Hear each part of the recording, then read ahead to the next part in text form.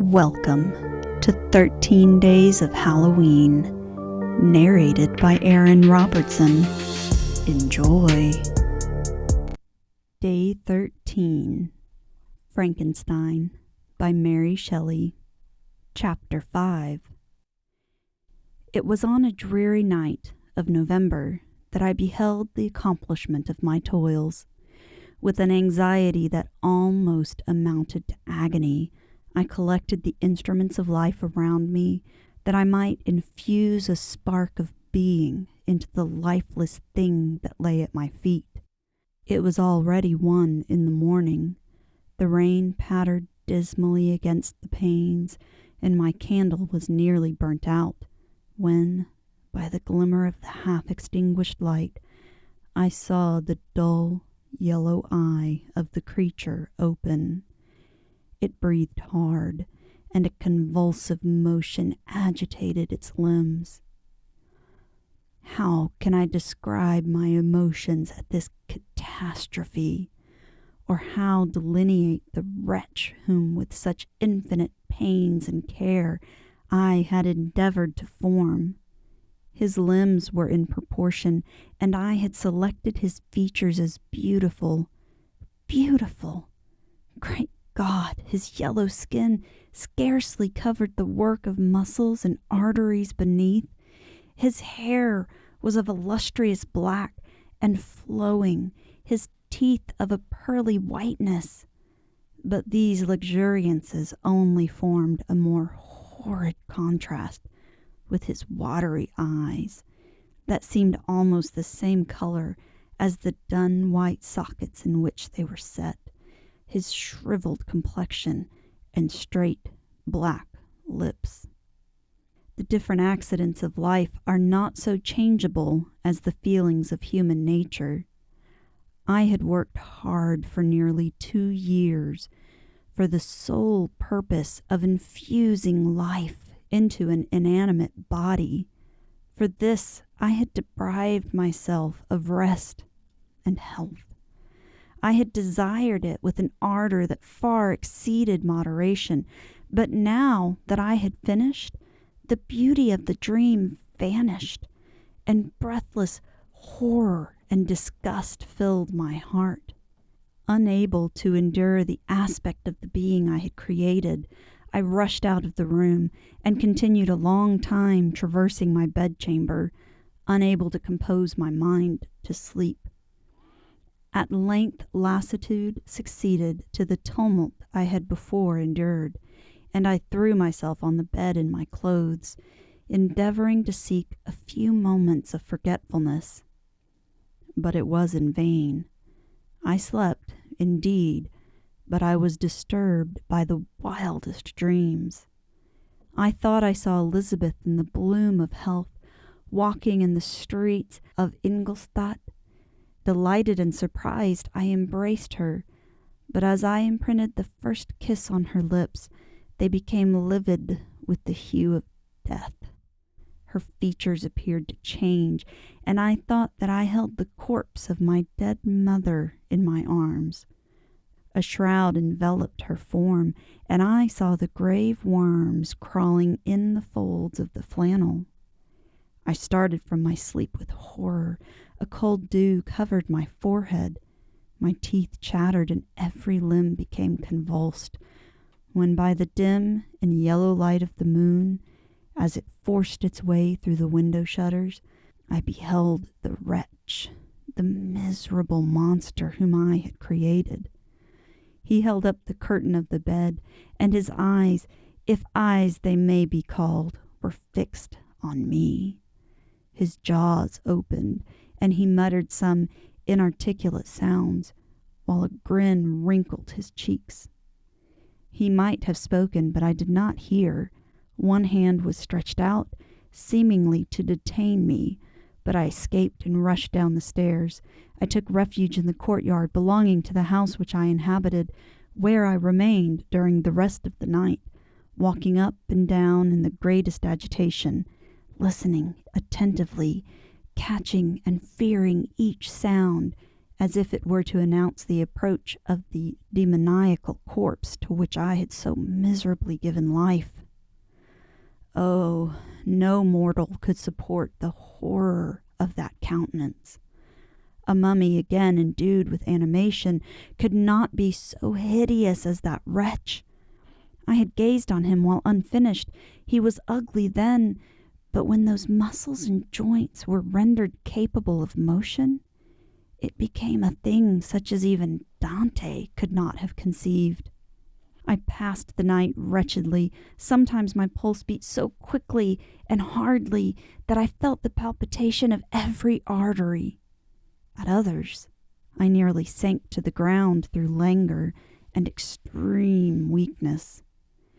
Mingled with this horror, I felt the bitterness of disappointment. Dreams that had been my food and pleasant rest for so long a space were now become a hell to me, and the change was so rapid, the overthrow so complete. Morning, dismal and wet, at length dawned, and discovered to my sleepless and aching eyes the church of Ingolstadt, its white steeple and clock, which indicated the 6th hour. The porter opened the gates of the court, which had that night been my asylum, and I issued into the streets, pacing them with quick steps, as if I sought to avoid the wretch whom I feared every turning of the street would present to my view. I did not dare return to the apartment which I had inhabited, but felt impelled to hurry on, although drenched by the rain which poured from a black and comfortless sky. I continued walking in this manner for some time, endeavoring by bodily exercise to ease the load that weighed upon my mind. I traversed the streets without any clear conception of where I was or what I was doing. My heart palpitated in the sickness of fear, and I hurried on with irregular steps, not daring to look about me. Like one who, on a lonely road, doth walk in fear and dread, and having once turned round walks on, and turns no more his head, because he knows a frightful fiend doth close behind him tread. Continuing thus, I came at length opposite to the inn at which the various diligences and carriages usually stopped. Here I paused, I knew not why, but I remained some minutes with my eyes fixed on a coach that was coming towards me from the other end of the street. As it drew nearer, I observed that it was the Swiss diligence. It stopped just where I was standing, and, on the door being open, I perceived Henry Clerval, who, on seeing me, instantly sprung out. "My dear Frankenstein," exclaimed he, "how glad I am to see you! How fortunate that you should be here at the very moment of my alighting!" Nothing could equal my delight on seeing Clerval. His presence brought back to my thoughts my father, Elizabeth, and all those scenes of home so dear to my recollection. I grasped his hand, and in a moment forgot my horror and misfortune. I felt suddenly, and for the first time during many months, calm and serene joy.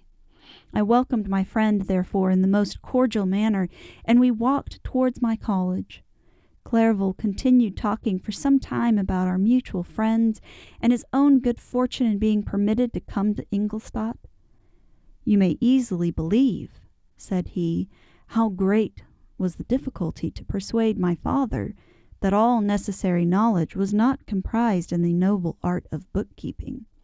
And indeed, I believe I left him incredulous to the last, for his constant answer to my unwearied entreaties was the same as that of the Dutch schoolmaster in The Vicar of Wakefield. I have 10,000 florins a year without Greek. I eat heartily without Greek. But his affection for me at length overcame his dislike of learning, and he has permitted me to undertake a voyage of discovery to the land of knowledge. It gives me the greatest delight to see you, but tell me how you left my father, brothers, and Elizabeth." "Very well, and very happy, only a little uneasy that they hear from you so seldom. By the by, I mean to lecture you a little upon their account. But, my dear Frankenstein," continued he, stopping short and gazing full in my face, "I did not before remark how very ill you appear. So thin and pale, you look as if you had been watching for several nights." "You have guessed right. I have lately been so deeply engaged in one occupation that I have not allowed myself sufficient rest, as you see. But I sincerely hope, that all these employments are now at an end, and that I am at length free." I trembled excessively. I could not endure to think of, and far less to allude to, the occurrences of the preceding night. I walked with a quick pace, and we soon arrived at my college. I then reflected, and the thought made me shiver, that the creature whom I had left in my apartment might still be there, alive, and walking about. I dreaded to behold this monster, but I feared still more that Henry should see him. Entreating him, therefore, to remain a few minutes at the bottom of the stairs, I darted upwards towards my own room. My hand was already on the lock of the door before I recollected myself.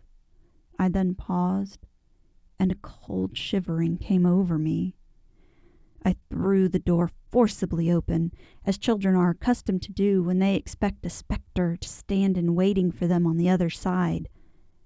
But nothing appeared. I stepped fearfully in. The apartment was empty, and my bedroom was also freed from its hideous guest.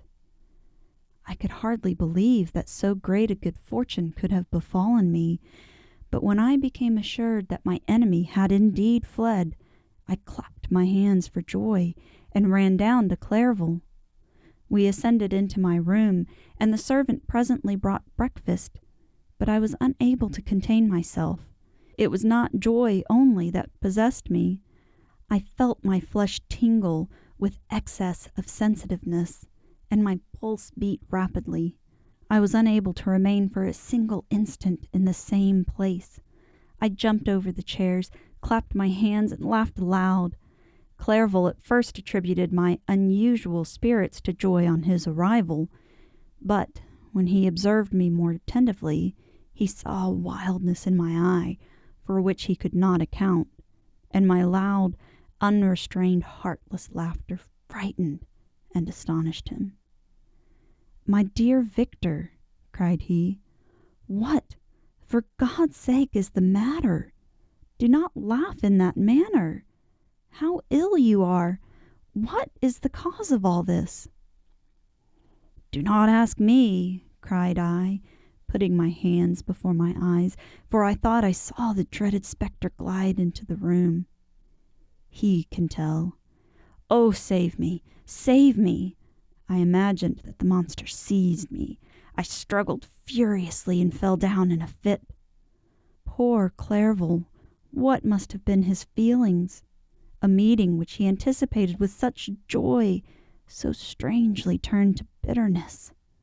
But I was not the witness of his grief, for I was lifeless, and did not recover my senses for a long, long time. This was the commencement of a nervous fever, which confined me for several months. During all that time Henry was my only nurse. I afterwards learned that, knowing my father's advanced age and unfitness for so long a journey, and how wretched my sickness would make Elizabeth, he spared them this grief by concealing the extent of my disorder. He knew that I could not have a more kind and attentive nurse than himself, and firm in the hope he felt of my recovery, he did not doubt that, instead of doing harm, he performed the kindest action that he could towards them. But I was in reality very ill, and surely nothing but the unbounded and unremitting attentions of my friend could have restored me to life. The form of the monster on whom I had bestowed existence was forever before my eyes, and I raved incessantly concerning him. Doubtless my words surprised Henry. He at first believed them to be the wanderings of my disturbed imagination, but the pertinacity with which I continually recurred to the same subject persuaded him that my disorder indeed owed its origin to some uncommon and terrible event. By very slow degrees, and with frequent relapses that alarmed and grieved my friend, I recovered. I remember the first time I became capable of observing outward objects with any kind of pleasure. I perceived that the fallen leaves had disappeared, and that the young buds were shooting forth from the trees that shaded my window. It was a divine spring, and the season contributed greatly to my convalescence. I felt also sentiments of joy and affection revive in my bosom. My gloom disappeared, and in a short time I became as cheerful as before I was attacked by the fatal passion. "Dearest Clerval," exclaimed I, "how kind, how very good you are to me! This whole winter, instead of being spent in study, as you promised yourself, has been consumed in my sick room. How shall I ever repay you? I feel the greatest remorse for the disappointment of which I have been the occasion, but you will forgive me. You will repay me entirely if you do not discompose yourself, but get well as fast as you can. And since you appear in such good spirits, I may speak to you on one subject, may I not?" I trembled. One subject? What could it be? Could he allude to an object on whom I dared not even think? "Compose yourself," said Clerval, who observed my change of colour. "I will not mention it if it agitates you, but your father and cousin would be very happy if they received a letter from you in your own handwriting. They hardly know how ill you have been, and are uneasy at your long silence." "Is that all, my dear Henry? How could you suppose that my first thought would not fly towards those dear, dear friends whom I love, and who are so deserving of my love? If this is your present temper, my friend, you will perhaps be glad to see a letter that has been lying here for some days for you. It is from your cousin, I believe." This reading has been made possible by Project Gutenberg. You can find them online at www.gutenberg.org. You can find me online at aaron-robertson.com. Happy Halloween!